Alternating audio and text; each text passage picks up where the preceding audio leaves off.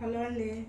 పండుమిరపకాయ పచ్చడికి ఇదిగో పండుమిరపకాయలు తెచ్చుకొని శుభ్రంగా తుడిసేసి తొడలు తీసేసి ఇట్లా పెట్టుకోవాలి. శుభ్రంగాన నీట్గాన దాంట్లో ఏమైనా మెతకలు అవి వస్తే ఇలా తీసేసుకోవాలి పక్కకి. ఎందుకంటే వేయకూడదు, ఇలా నీరులాగా ఉన్నాయి వేయకుండానే మనం గట్టిగా ఇలా స్ట్రిప్గా ఉన్నాయి వేసుకోవాలి. దీంట్లోని శుభ్రంగా ఇది ఉప్పు పసుపు వేసుకొని మనం మిక్సీ కానీ లేదంటే రోలు ఉన్నా పర్వాలేదు వేసి ఎత్తి పెట్టుకోవాలి ఒక జాడీలోకి. మూడో రోజుని దాన్ని తీసి కొంచెం చింతపండు వేసి మళ్ళీ ఇంకొకసారి బాగా మెత్తగా చింతపండు కారం ఆవుపిండి మెంతిపిండి వేసి మనం మిక్సీ పెట్టుకొని ఒక దాంట్లో వేసేసుకోవడమే. ఒక దాంట్లో పెట్టుకొని ఇది కేజీకి వచ్చి 100 గ్రామ్ కారం ఎక్కువ ఉంటే 1/2 కిలో వేసుకోవాలి. చింతపండు కారం లేకపోతే 100 గ్రాములు వేసుకోవాలి. ఇట్లాగా మనం ఇలాగ ఆయిల్ను ఉప్పును చిన్న పసుపు వేసుకొని ఇలా మిక్సీ పెట్టేసుకుంటే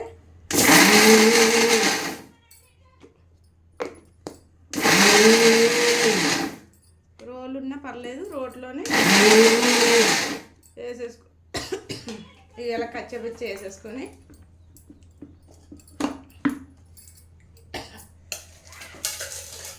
ఇవన్నింటినీ ఇలా కచ్చపిచ్చి వేసేసుకోవాలి.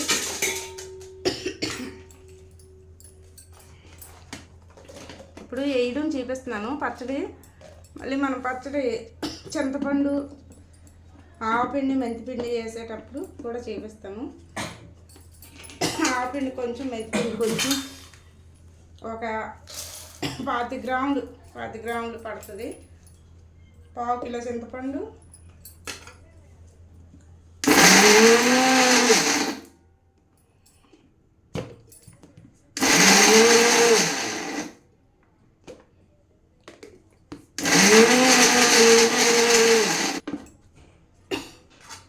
మిరపకాయలు అట్లా వేసేసుకొని వేసేయాలి. రోలు ఉంటే రోట్లో కొట్టేసుకున్నా పర్లేదు, రోలు లేని వాళ్ళు ఇలా మిక్స్ చేసేసుకోవచ్చు.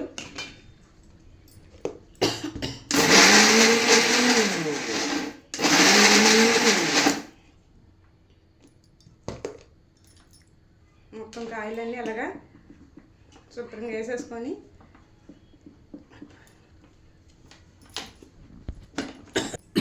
కూడా ఇది ఇలా ఉప్పు పసుపు వేసేసి ఇట్లాగా మెత్తగా కచ్చపిచ్చి వేసుకొని పెట్టేసుకోవాలి. పెట్టుకున్న తర్వాత 3 రోజుల తర్వాత దీంట్లోని ఈ 2 కిలోలు 1/2 కిలో చింతపండు పెట్టేసుకోవాలి. దీంట్లోని 1/2 కిలో చింతపండు బాగా నానాక అప్పుడు మనం తీసేసి ఆవపిండి 50 గ్రాములు మెంతిపిండి 10 గ్రాములు వేసేసి మిక్సీ పెట్టేసుకోవాలి. మొత్తం పెట్టేసుకున్న తర్వాత మనం ఆ మెత్తగా అయిపోయాక ఒక జాడీలో ఇందులో తీసి పెట్టేసుకొని మనకు కావాల్సినప్పుడల్లా తాలింపు వేసుకోవడమే.